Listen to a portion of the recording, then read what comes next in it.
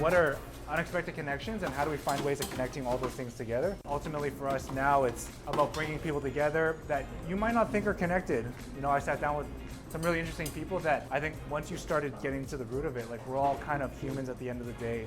We can understand people's experiences and background. Every single sort of juncture in my life, I've always been questioning, yeah, was that actually true? Maybe it was true for that point in time, but now I kind of have a better understanding of everything, and it grows. Like what is truthful today might not be the thing or the solution for tomorrow. The whole point of tonight was to bring people, make some new connections, and take it from there.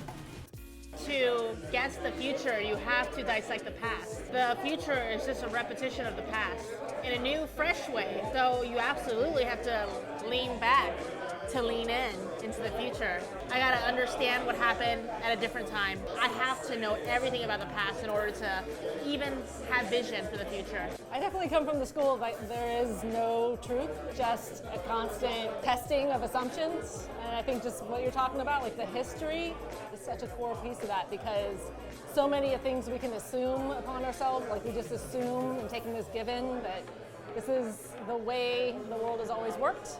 This is how people have always been.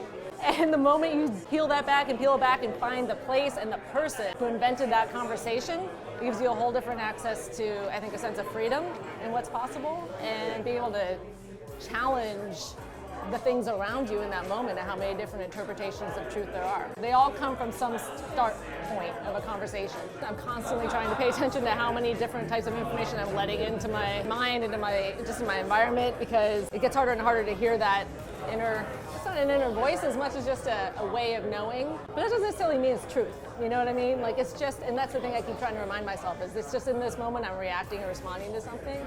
And so what's that going to lead me to in the next moment from one moment to the next? I would go to my youth or 18-year-old self and be like, yo, you're right. There's nothing that's wrong with what you're thinking right now. You just got to make it happen. If you think that this is the future, you literally have to make it the future.